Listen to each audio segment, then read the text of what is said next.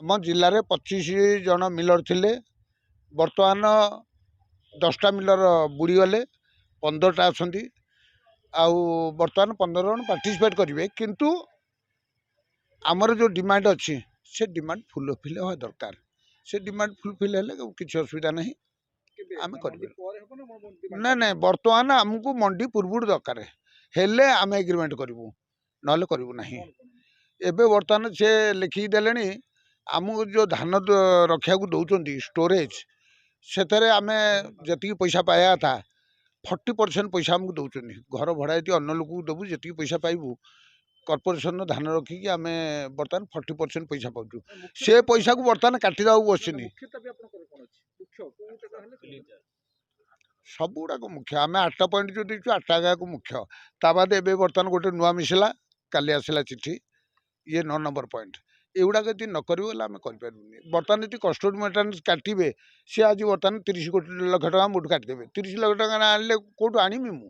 कहीं तुम कम करी तेणु तुम कम करा तुम कम तुम कर आम कम आम कर बर्तमान सी कहते आम धान ओजन करूँ गाड़ी ट्रांसपोर्टेशन करके मिल देवु मिलू चाउल नेबू बहुत खुशी लगिला। एबे आसते मिनिस्टर महोदय आसते आम ये को से कथा भी मतलब कहलु जगह आम लाइफटा को बढ़े देले तेणु मिलर मंडी की जीव ना कि मिलर मंडी रू ता ट्रक रे मत धान आनिब ना मिल रु चाउल नहीं कि आरआरसी रे भी मत दब ना कि एफसीआई रे दब ना गाड़ी आसो सी करेंगे सी करूँ सी कले कौन खर्च कौन ना सी जानतु ए वर्ष तापर आगू आम कहे कृषक भाई माने जो से माने एते परिश्रम करिक धान अमल करुँ सठिक टाइम रे से माने बिकंतु एवं सठिक पैसा पातु आमर मध्य किछि दशपल्ला निर्वाचन मंडल रे 3-4 गोटी मंडी जोटा कि विगत वर्ष रे कौन कारण हेतु बंद होता जमी आमर डीहगाँर जलेश्वर जो पैक्स रही नुआ गाँव गोटे रही पैक्स और मध्यखंड पैक्स से गुड़ी को यथाशीघ्र चलित वर्ष ठारू ताकू केमती से माने केमती धान संग्रह रे सामिल हेबे से कथा कहुई एवं ता संगे संगे आमर जो रही पानी पंचायत एसएचजी माने धान प्रोक्योरमेंट भाग नबार व्यवस्था रही ताकू निर्दिष्ट भाव में किछिटा ब्लॉक स्पेसिफिक गोटे 2टारे से पार्टिसिपेट करंतु बोली आज आलोचना आमर मानवर कलेक्टर एमएलए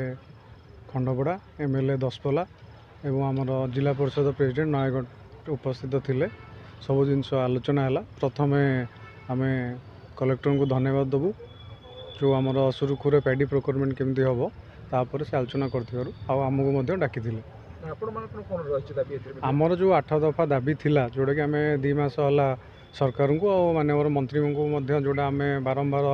उपस्थापना कर आसुचु तापर एवं किसी आलोचना है कि फाइनाल है ना आम से कहूँ जिते पर्यंत आमर दाबी पूरण न हुए आम से पर्यंत पैडी प्रोक्योरमेंट पार्टिसिपेट करूँ ना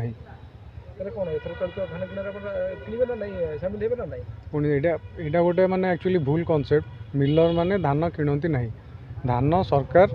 किणती सदाबले पीपीसी आउ मंडी जरिया किणती आ बारंबार मिलर माने कटनी चटनी कर बारंबार बदनाम कराऊँगी जोटा कि मिलर मानकर किसी रोल ना धान किणवे यदि एफएक्यू धान चाषी आणुंट सरकार को दायित्व से केमती कौन किणवे किंतु आम एफएक्यू धान नबू आम एफएक्यू जो नॉन एफएक्यू धान नबू ना कहीं आमको ओटीआर हिसाब से 68% चाउल से